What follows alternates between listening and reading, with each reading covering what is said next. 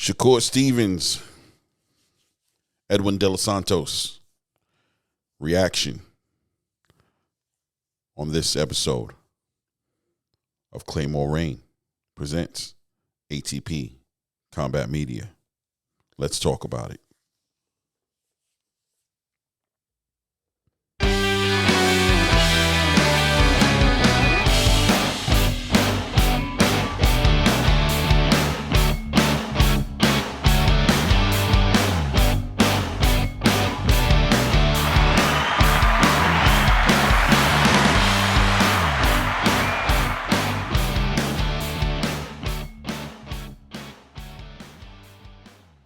Yes. Thank you, ladies and gentlemen. How you doing, YouTube? It's your boy Claymore Reign here to build. Let's talk about it. Edwin Santos, Shakur Stevenson showdown this past November 16th on a Thursday night broadcast. Pretty late showing. I think they ended up going up in the ring about like almost 12. Was it like 11:30, 12? Regardless, what were we expecting? What happened? All the above, right? Well, let's start off with what we were expecting. What I was expecting, right? What was I expecting? I was expecting Shakur Stevenson to come out and give us a showcase, forecast, put the 135-pound lightweight division on notice of what they had coming to them, what all the top contenders had to anticipate when getting into the ring with Shakur Stevens. It wasn't last minute, but it was a pretty quick change as far as from who the fight was supposed to be with, which was Frank Martin, and to Edwin Santos, which in my opinion was an even bigger challenge, in my opinion, than Frank Martin would have been for Shakur Stevens. So a real puncher, 16 wins, 1 actual loss, and 14 knockouts out of those 16 wins. So a heavy puncher, quick guy, strong guy. And pretty decent IQ in boxing from out of Dominican Republic, and Edwin Santos. And Shakur Stevens and him were having the showdown, and the prize on the table was a WBC vacated belt from the I guess they saying champion in recess, so I guess in technical ways he's still undisputed in that lightweight division, but Devin Haney, who is actually scheduled to fight on December 9th against Regis Prograis in the 140-pound light welterweight division for that WBC title up there. That being said, what actually happened? Well, to say the least, and to be somewhat diplomatic about it, it was a shit show. It was a shit show. Shakur Stevens did walk away with a victory, in my opinion, dominating victory as far as winning every round. You take that for what it's worth. Not dominating in a sense of he was, exciting and just beating the living daylights out of this dude, because that's definitely not what happened. Shakur Stevens lost some points. He lost some points and some credibility with his fans, with the boxing community, and probably with anybody he planned on, like a Gervonta Davis, for example, that he had plans on trying to fight. Probably discouraged them from trying to coordinate fights with him, because Shakur Stevens did have a very defensive fight, or was very reluctant to engage in any type of exchange that would put him in a space where he could get knocked out, right? Very hesitant, very hesitant to engage with his left hand.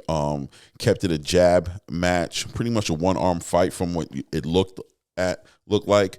They broke records as far as the lowest amount of punches thrown in a match. Just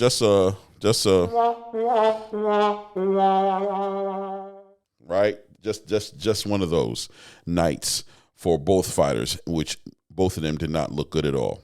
But ultimately, Shakur Stevens did walk away with a WBC title around his waist, which puts him in the conversation for anybody in that division who's interested in doing any kind of unification or coming up with any type of undisputed titles or things of that nature, you can't have that conversation without Shakur Stevens anymore. And that would be a good thing that Shakur Stevens walked away from this fight with, and probably the only good thing he walked away with, because even he was not very happy with his performance, and he shouldn't have been. So let's talk about it, though. Let's talk about it. There were rumors, and there are rumors going around that he may have been suffering from some healing injuries, from a shoulder injury and potential injury to his left hand, both on the left side, right? Which kind of speaks to what we saw, because when you saw the fight, he was very hesitant to engage with that left hand. He had plenty of openings where he had Delo Santos missing completely, wildly falling into the ropes, where Shakur Stevens was definitely in position to let that left hand go, and he didn't do it. So some people are going to say, and are saying right now presently, that it was the power of Delo Santos that dissuaded Shakur Stevens from engaging in this fight, because he didn't want to really exchange shots with a power shot hitter, that power shot puncher like that.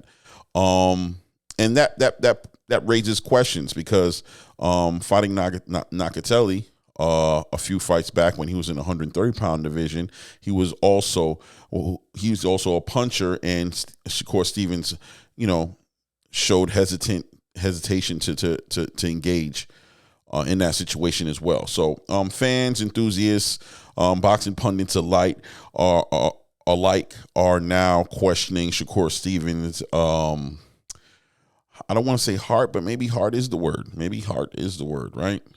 But how's he going to react? How is he going to react when he gets into a ring with a puncher, right? And let's not play with words, Gervonta Tank Davis, right? At the end of the day, because that's who we're trying to see. That's who Shakur Stevens, at least, is thinking is going to be one of the biggest fights that can be put together in boxing, is between him and Tank. I co-sign that. I think it is. And that's what people are talking about right now. So how do I feel about it? What do I see? Well, I'll tell you what, man. Shakur Stevens, to me, still in my book, is definitely a pound-for-pound fighter. I don't think you build up the accolades that he's accrued over the years by being a smart fighter, and lose all of that in one match. A lot of casuals may want to carry that energy, but I just can't realistically do that. Do I question things, and do I need answers to questions, and do some boxes need to be checked?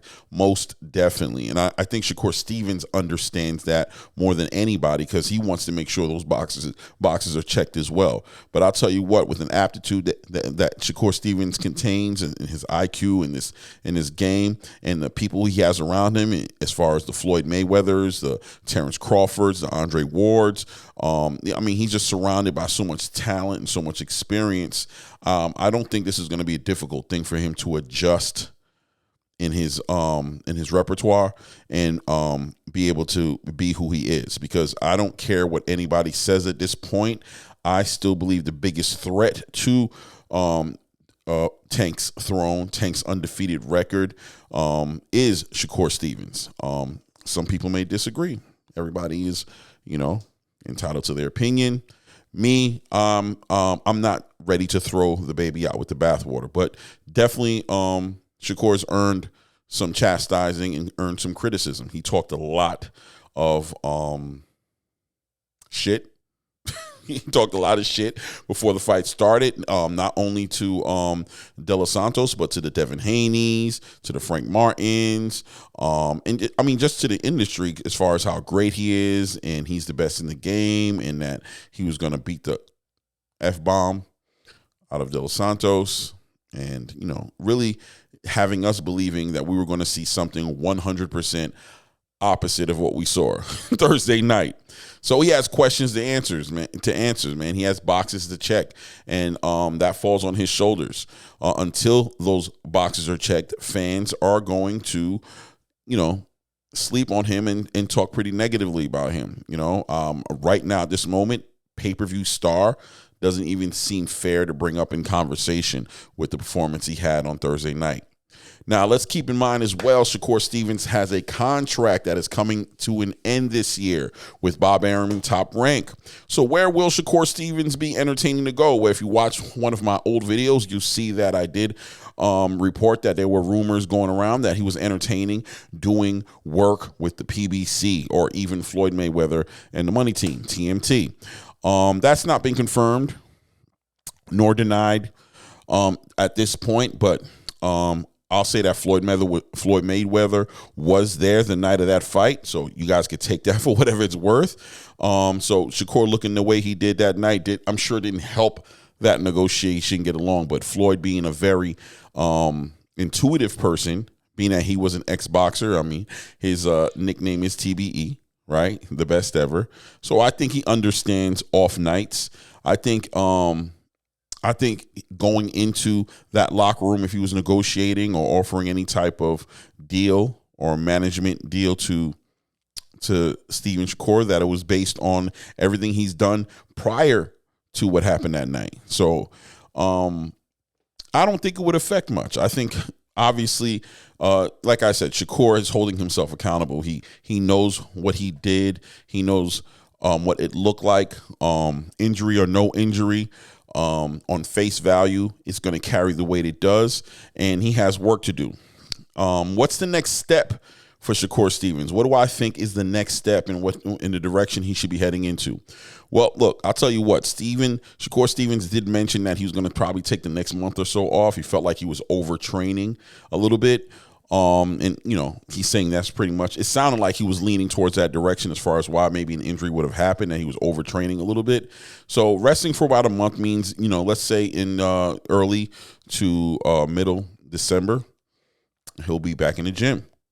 And I'm sure working on whatever he needs to work on. If the injury was really a real injury, you know, and I have no reason not to believe him. I know people would like to say excuses, BS, there was no injury, but I'm not that type of dude. Honestly, he's never lied to me.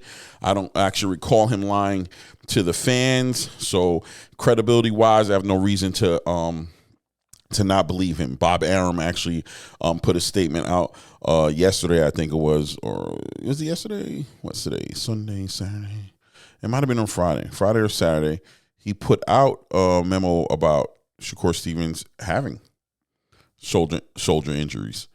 So I have no reason not to believe these guys. So if that's the case, then, you know, working on stuff, I'm sure he's always going to try to be sharper and be the best fighter he can be. But ultimately, who he is may not be the problem as much as what he was going through that night. Take it for whatever it's worth. Fanatics, unlike, are going to be out there. People who love Tank, people who don't want to see Shakur and Tank fight, or people who don't want to hear that Shakur can compete. Woo. Excuse me, it's late. I'm tired. Long day at work, but pushing this content out. People who don't want to see him fight Tank or whatever have you, just haters of people, because people just hate and they just want to be who they are. So, you know, they'll say that this is a no-brainer, no fight that should be happening, and he has no chance against Tank and things of that nature. But like I said, can't throw the baby out with the bathwater. Shakur Stevens has built a legacy for himself up to this point for being a great boxer, for being a pound-for-pound best boxer in boxing, arguably the number one guy in the 135-pound division. I still give it to Tank on that note. You know, Tank has earned that, but still up there in the conversations of who should be fighting Tank and who has the best chance of giving Tank and competing with Tank the best way. It would be Shakur Stevens to me right now still. As far as future fights, he has options. He is the WBC champion. Right now, in my opinion, I would float maybe a Jermaine Ortiz or a Lomachenko in the conversation. Now, I would lean more towards the Jermaine Ortiz, being that Jermaine Ortiz is a great boxer. He's got some power, and, you know, I think he's got a lot of talent. He gave Lomachenko a run for his money. Some people think he actually beat Lomachenko. I don't know if I would go there and say that for myself, but I'll say that it was a very competitive fight. So seeing him with again against Shakur, I think would be good for Shakur, especially coming off of a fight like this. Lomachenko obviously is a no-brainer. That's a good fight for him. But if anybody wants to see him with a puncher, maybe an Isak Cruz, something like that, I think that would be a good look for him. That would show us once again what it would look like with him against Tank a little bit, because Isak is definitely a puncher. And people say Isak, some people say Isaac. I like Isak. I think Isak is, Isak. It just sounds like, hey. Anyway, that being said, he has his pick of the litter right now. I'm sure some fighters would not like to fight him because he has a style where he's very hard to connect with, and if he's not going to engage that way, they wouldn't want to have their names spoken about in the sense of boring. But, that WBC title does put some vested interest from any fighter to get in that ring and try to get that title. So we'll see what happens as the weeks are coming along and developing. We'll see what Shakur We'll see what Shakur's thinking about doing. We also had a whole load of boxers who he talked mess to at one point or another, taking opportunity to hold him accountable for the snooze fest that he put on Thursday night. Look, everybody's entitled to their opinion. We can't get in the middle of grown man beefs. They're gonna, they got to figure those things out for themselves. I'll tell you one thing though. I do think that Frank Martin, I don't know, man. I just, somebody who passed on an opportunity to fight Shakur for really small reasons, in my opinion. I mean, people might say money's everything, but I think a couple $100,000 shouldn't stop you from taking a shot to put yourself in the books as a WBC title holder. This puts you in the conversations that you would never be in and that you're not in right now without it, So, being offered 4 times the amount of money you ever made and having that opportunity. And when you look at a Shakur Stevens who only had one arm potentially in that fight, you missed out, brother. And I don't know about you talking about him being food or whatever have you. If he was food, you should have been in that ring, not Delo Santos. So you do look weird to me talking. You look weird to me talking. And I don't know. I'm gonna respect it. You're right. He did talk to you, right? So it is what it is. But like I said, kind of weird. But hey, everybody is entitled to their opinion, and especially these boxers, man. Ryan Garcia, Devin Haney, they could possibly fight Shakur at some point. So go ahead, talk that shit. Build the fight up. But I would also say after you finish building the fight up, get a contract done. Let's get it done. Let's see what it's all about. Let's see if he's really what you say he is, right? All right, But on that note, I mean, that's how I feel about it, I would encourage all fans to understand that that's the way boxing is, and don't just be so easily dissuaded, what I mean? Hold him accountable, He did put on a very boring show. And the pressure's on him to redeem himself. But, allow him to redeem himself. I think that's the way I'd go about it, But on that note, it is Claymore Reign. This is the ATP Combat Media. I appreciate you guys coming out and seeing my little reaction video. If you could subscribe, leave a comment, like, dislike, whatever you feel like doing. But do it. Do it on the video, you know what I mean? Do it for your boy and let me know what you think. But on that note, and at this point, we are out.